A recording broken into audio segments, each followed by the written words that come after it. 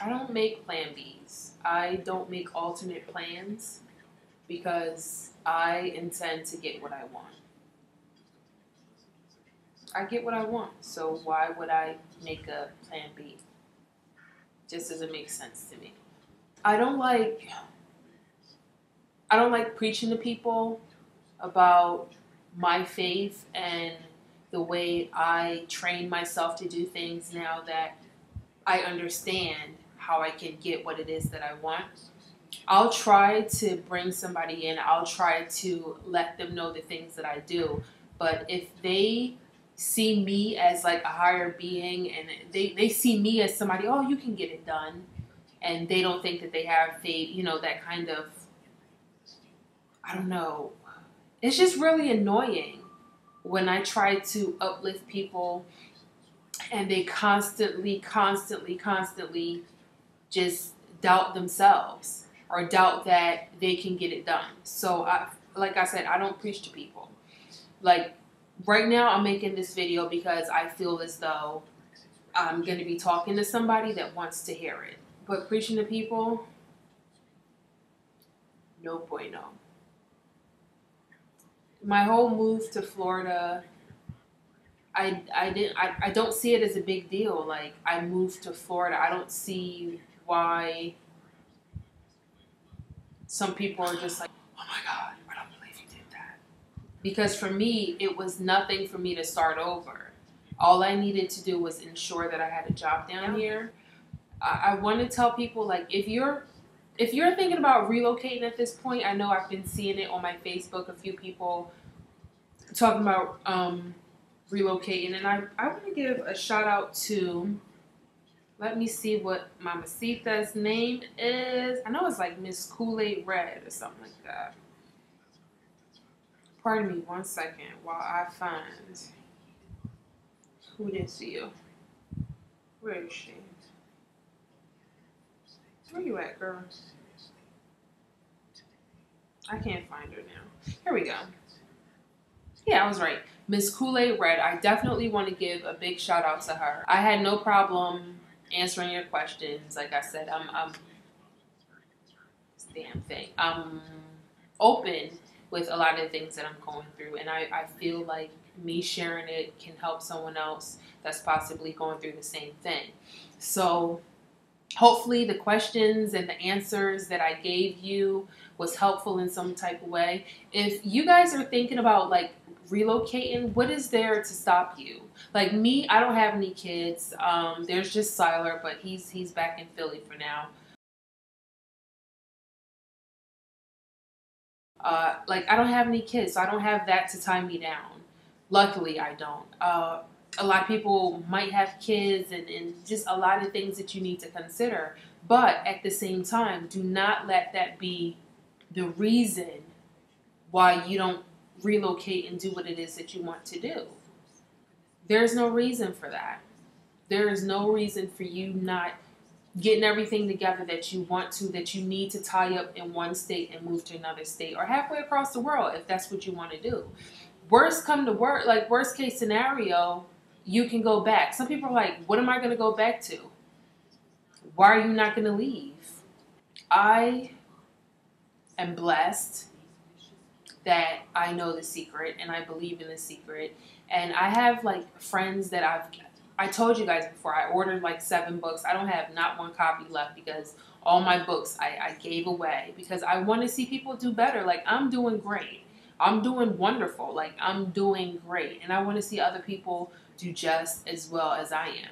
So I get my books, and when I'm talking to somebody, I get close with somebody, I freely give them my book for them to start and hopefully start this journey. But I can't tell how many people actually started. And it kind of like feds me up, but at the same time, I can only do for me. I can only do to make me better. And to hear people doubt it, like, oh, you can do that. You got it like that. It'll work for you. Who the hell am I? What is so great about me that it's only going to work for me and not for you? We are made of the same freaking fibers. Same freaking fibers. I'm not special compared to you. If I can do it, you can do it. I'm probably more screwed up in the head than you are, but I'm doing what I have to do to get me where I need to be.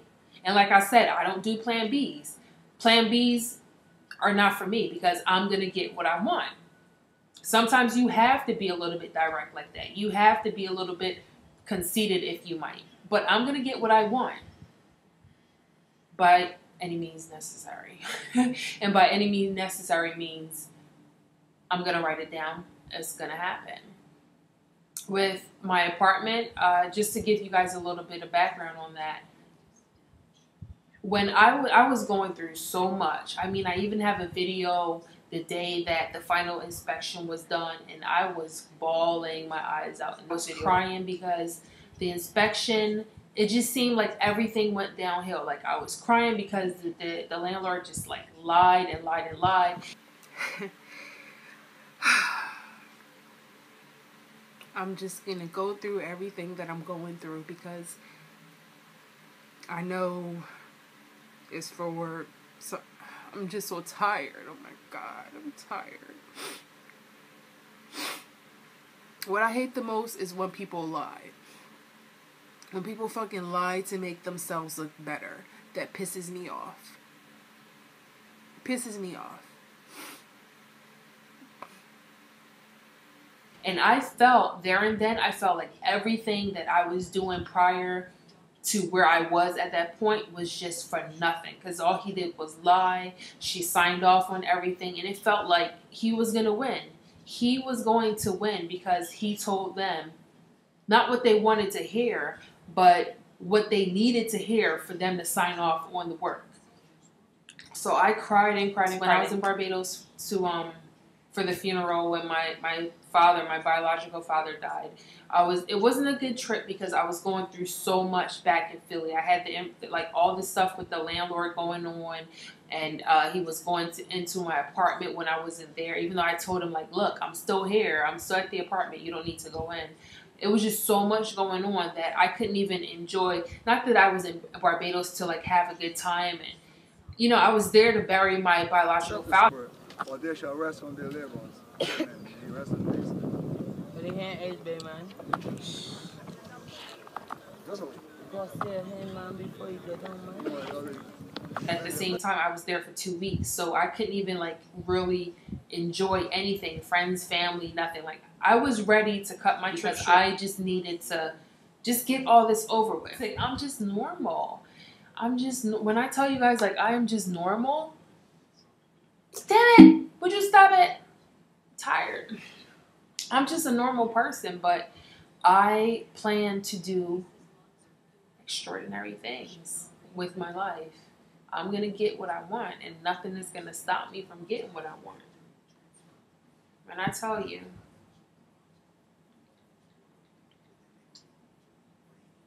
like, even this right here, my iPad, probably going to insert a picture. I just took it. When I was going through that stuff with the landlord, I wrote down one day. Oh shit! I hope I didn't mess that up. The court date wasn't until the 13th of August, but before that, I sat down and I wrote how everything was going to play out because you write it down, make it happen.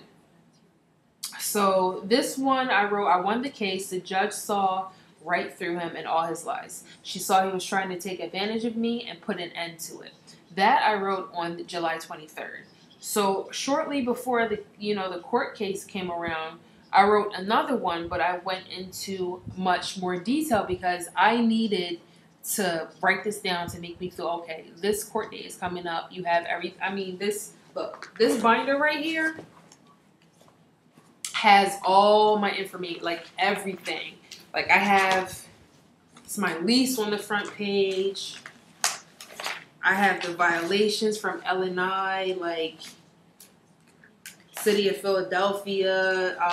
What's that? Look, all this right here, I called 311, got all the addresses when he didn't have a license, all that stuff. My certified letters, the receipts from my certified letters, everything that I did in that apartment, I recorded and I kept. my bank accounts, you know, with escrow, all the escrow information, everything. When he like illegally tried to evict me, everything I had in this binder, ready to go for court. So I knew like I had everything I needed to make it happen, but I still needed to write it down and feel as though it's gonna manifest. So this is what I wrote, and I hope I'm not all over the place with this. This was on August 10th, and I wrote, "So I won the case. I can't believe it, but then again, I can." The judge ripped him apart. That I wasn't trying to get over or being greedy with all that I went through at that apartment. Mr. Watson was taught a lesson, and the rest of the units in this building are subject for inspection. I love the fact that I got a chance to express what I felt at the time and how I tried to cooperate in many instances. What more can I say? Justice was served. And I just, you know, went on and on and on.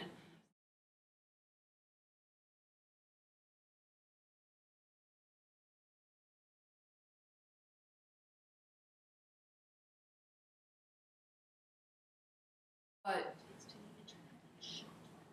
we didn't go stand in front of a judge. It wasn't necessary because I spoke for less than 3 minutes and I won my case. I got to keep my money from escrow. He didn't get any of that money. Like, everything worked out. And that's just like one little thing that I'm trying to point out to you guys. When you want something, you have to get clear. And I don't know how many times I've said this before. You have to get clear about what it is that you want. Because when you send out mixed signals, that's what you're going to get back. Get clear about it. Sit down, talk to yourself, write to yourself, do whatever it is that you need to do to get all this clear and know what it is that you were trying to achieve. And that's what I did.